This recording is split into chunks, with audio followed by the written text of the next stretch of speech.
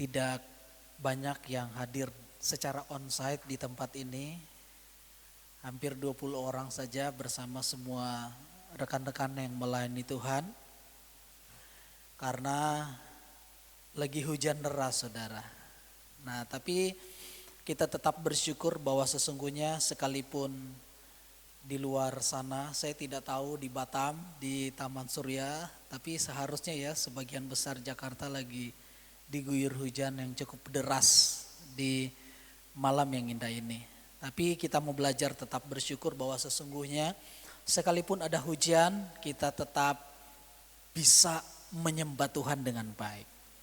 Sekalipun di luar sana dingin, saudara, kita tetap bisa menyembah Tuhan, yaitu Tuhan yang kudus. Amin. Nah, saudara, malam hari indah ini saya memberikan tema di malam doa kita, yaitu saat sulit dan terjepit, siapa yang engkau cari?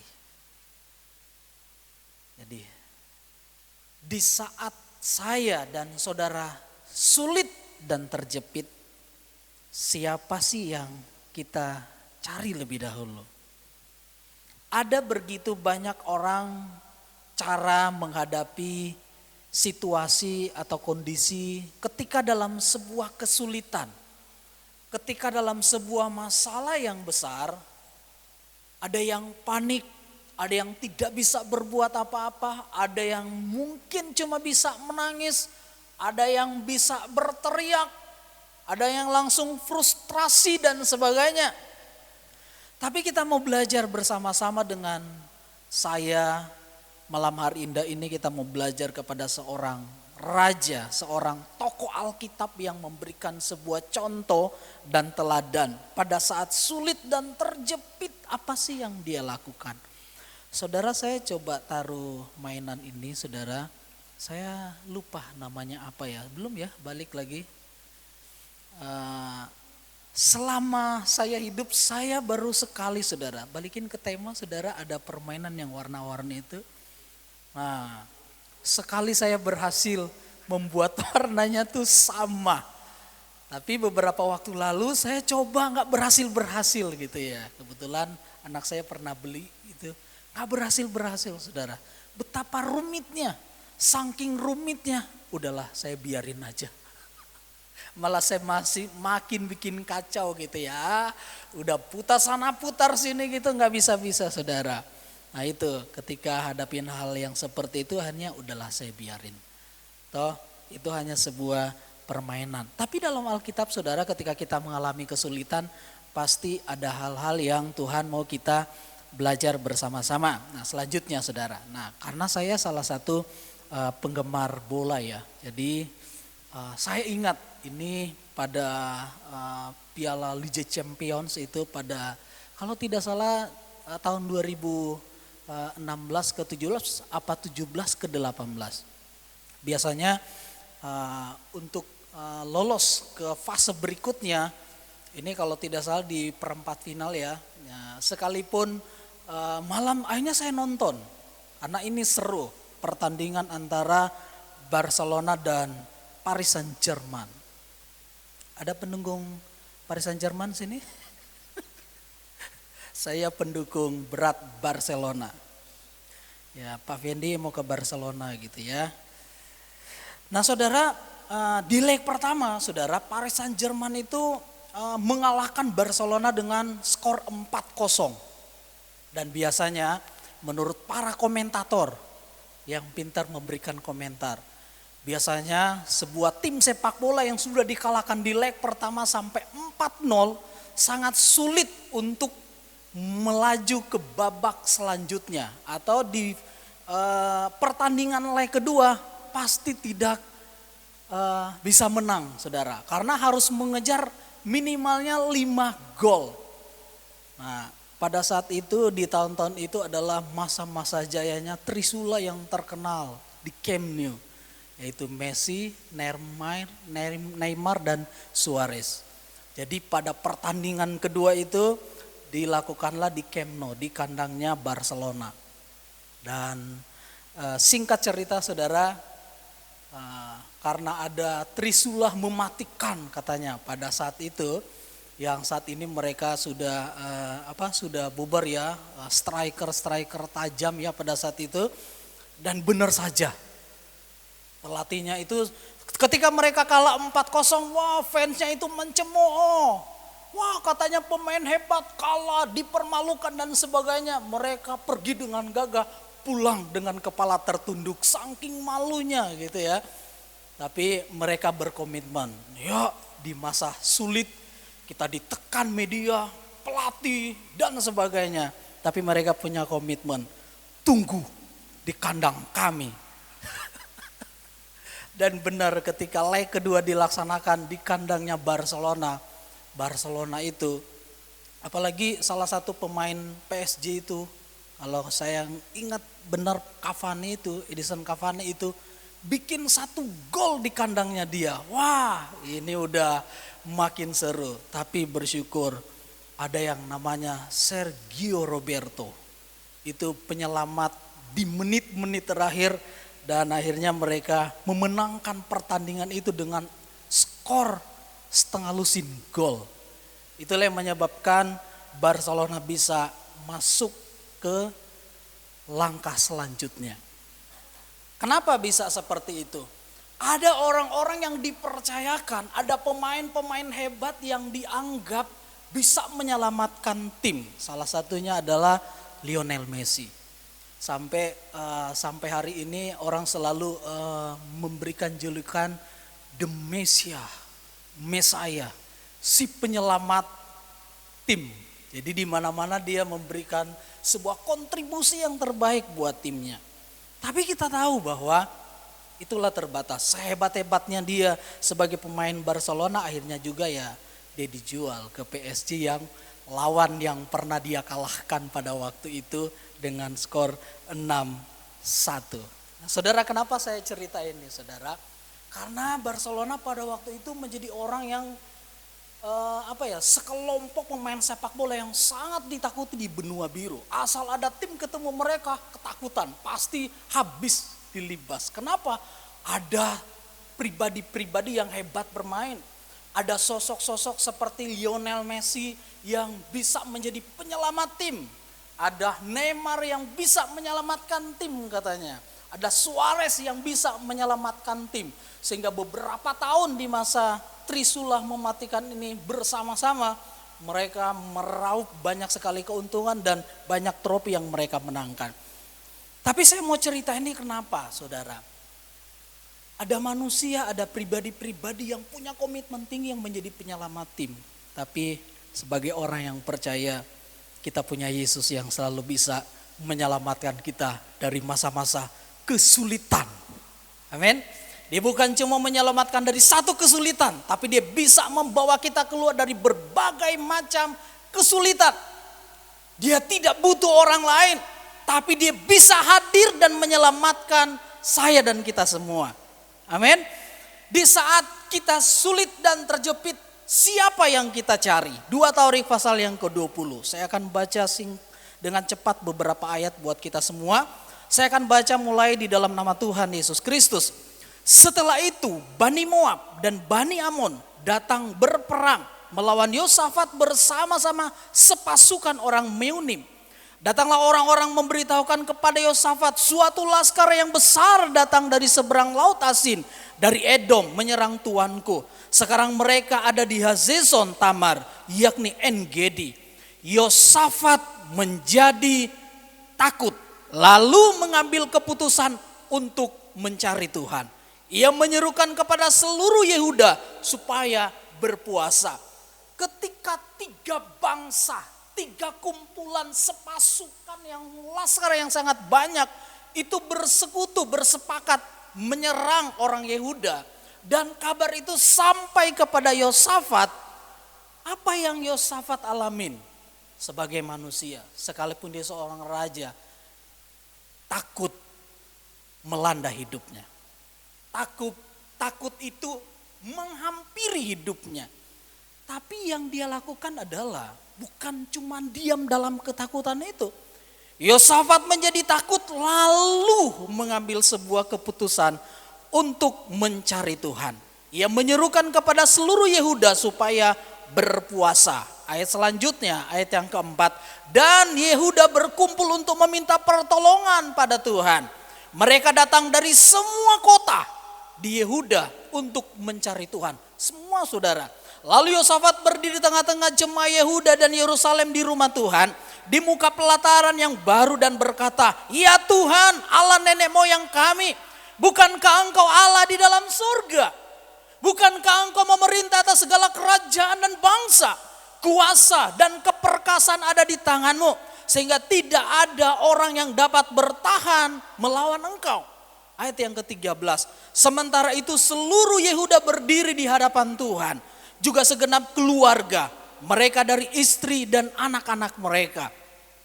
Lalu Yahaziel bin Zakaria bin Benaya bin Matanya, seorang Lewi dari Bani Asaf, dihinggapi roh Tuhan di tengah-tengah jemaat dan berseru, "Camkanlah, hai seluruh Yehuda dan penduduk Yerusalem, dan tuanku Raja Yosafat, beginilah firman Tuhan kepadamu. Janganlah kamu takut dan terkejut karena laskar yang besar ini. Sebab bukan kamu yang akan berperang, melainkan Allah." Ayat yang ke-22, ketika mereka mulai bersorak-sorai dan menyanyikan pujian, dibuat Tuhanlah penghadangan terhadap Bani Amon dan Moab dan orang-orang dari pegunungan Seir yang hendak menyerang Yehuda, sehingga mereka terpukul kalah. Ketika orang Yehuda tiba di tempat peninjauan di padang gurun, mereka menengok ke tempat laskar itu. Tampaklah semua telah menjadi bangkai berhantaran di tanah, tidak ada yang terluput. Pada hari yang keempat mereka berkumpul di lembah pujian. Di sanalah mereka memuji Tuhan, dan itulah sebabnya orang menamakan tempat itu lembah pujian hingga sekarang. Lalu pulanglah sekalian orang Yehuda dan Yerusalem dengan Yosafat di depan. Mereka kembali ke Yerusalem dengan sukacita, karena Tuhan telah membuat mereka bersukacita karena kekalahan musuh mereka. Saudara, dari kisah ini, kalau kita baca dari banyak ayat yang saya sudah baca, yang saudara sudah dengar, ketika Yosafat hendak diserang bersama dengan seluruh Yehuda, apa sih yang Yosafat alami? Takut, khawatir, bingung. Tapi yang kita baca tadi saudara, saya bersyukur Yosafat bilang begini, lalu ia mengambil keputusan untuk mencari Tuhan. Titik. Pertanyaannya, apa sih yang menyebabkan Yosafat itu tidak jadi tiba-tiba minta pertolongan bangsa yang lain, ini gimana dan sebagainya. Sekalipun ada ketakutan dalam hidupnya sebagai manusiawi, tapi keputusan, langkah untuk mencari Tuhan itu adalah langkah yang tepat. Nah, ketika kita dalam kondisi yang sulit, terjepit, siapa yang saudara cari? Yuk kita belajar saudara, belajarlah seperti Yosafat. Tapi kalau kita belajar dari pasal-pasal sebelumnya, Yosafat itu bukan serta-merta tiba-tiba jadi orang yang bisa mengambil keputusan yang tepat ketika dia menghadapi kesulitan. Ternyata kalau saya pelajari sejak dari masa mudanya, dia itu adalah orang yang melakukan kehendak Tuhan.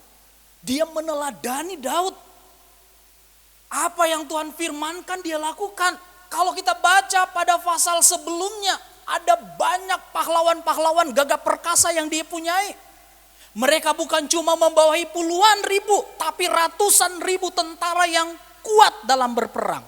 Tapi kita lihat, Yosafat bukan mengatur panglima-panglima yang gagah perkasa itu untuk berperang. Kalau mungkin kadang kita berpikir, saya punya kekuatan, saya punya kapasitas, saya punya jabatan. Ketika ada yang coba menghadang saya, ketika ada yang coba mengancam saya, nih saya punya jabatan, mari panggil semua ajudan yang ada bersama dengan saya. Wah, kita lagi dihebohkan dengan sebuah berita ya, anak seorang pejabat pajak yang akhirnya menganiaya salah seseorang, saudara, dengan begitu sadis. Mungkin berpikir, wah bapak saya punya jabatan, mari saya sikat, saudara.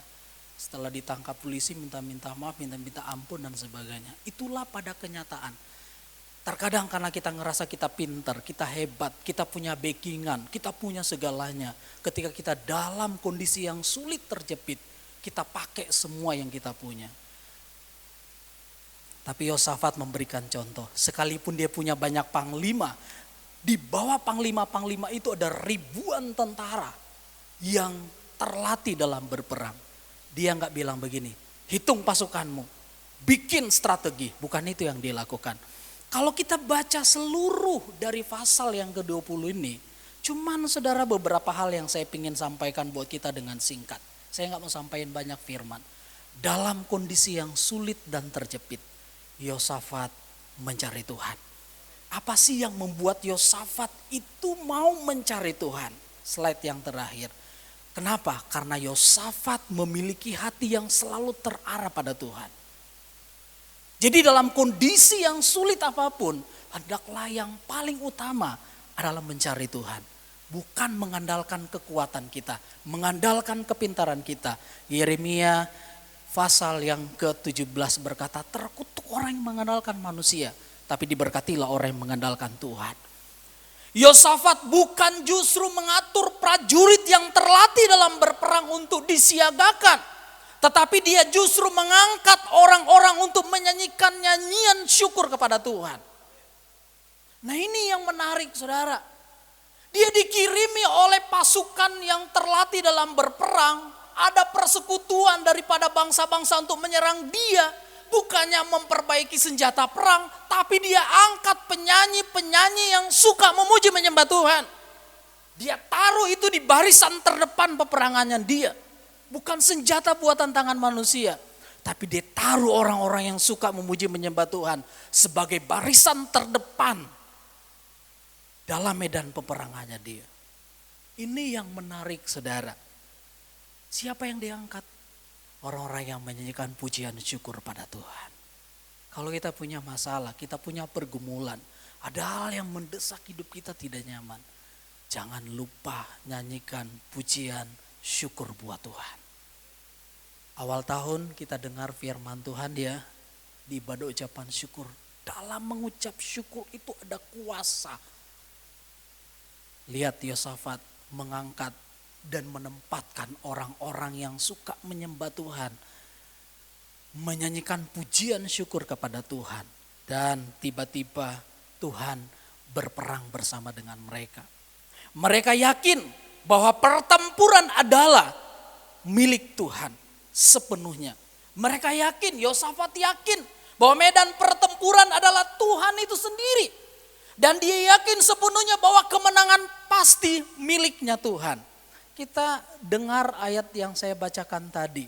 Firman bilang begini, aku yang akan berperang ganti kamu. Artinya itu begini, kalau kita ngadapin masalah ketika kita datang sama Tuhan, siapa yang ada di tempatnya musuh? Saya, saudara atau Tuhan? Siapa? Tuhan yang ada di sana. Kita tidak ada di sana, tapi Tuhan yang ada di sana. Kalau kita punya masalah, kita punya pergumulan, biarkan Tuhan yang bekerja di sana untuk mendatangkan kebaikan buat kita semua. Amin. Ya, saya sampaikan firman ini singkat, tapi yuk saya mau mengajak buat hidup kita. Teladanilah kehidupan Yosafat saat dia dalam kondisi yang sangat tidak baik. Kondisi yang takut, terjepit, tidak mengenakan. Dia justru mengambil langkah mencari Tuhan. Yuk cari Tuhan. Siapa di antara kita yang punya pergumulan yang berat hari-hari ini? Yang ada di sini punya pergumulan? Enggak katanya, semuanya ringan aja pergumulan. Gak tahu yang di Zoom gitu. Punya pergumulan berat, siapa yang engkau cari? Kalau sementara dalam tekanan yang luar biasa, siapa yang engkau cari? Carilah Tuhan sama seperti Yosafat. Amin. Dalam segala hal carilah Tuhan.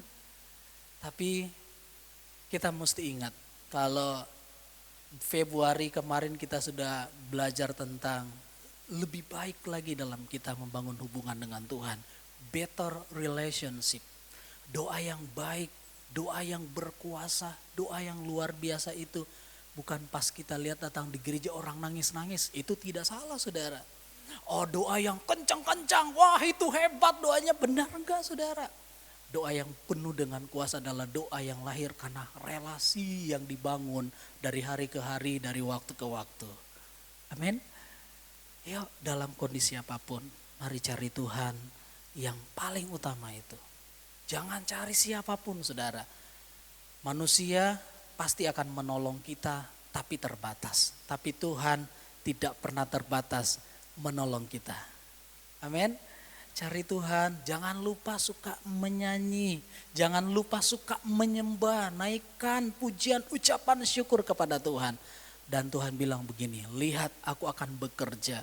Kita baca selanjutnya yang terakhir tadi firman Tuhan berkata begini. Mereka kembali ke Yerusalem dengan sukacita karena Tuhan telah membuat mereka bersukacita karena kekalahan musuh mereka. Amin. Ketika kita datang di hadirat Tuhan, kita pulang harusnya penuh dengan sukacita. Kenapa? Karena Tuhan yang mengerjakan sukacita itu datang dalam hidup kita. Amin.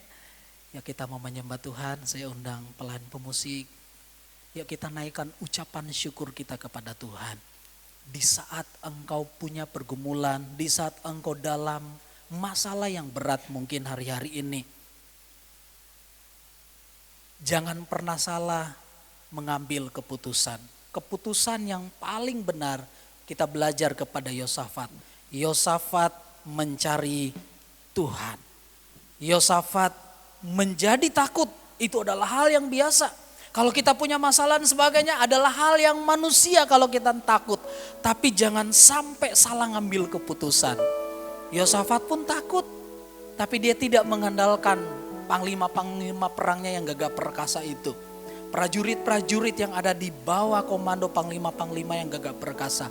Tidak, dia tahu lawan yang sesungguhnya adalah Tuhan.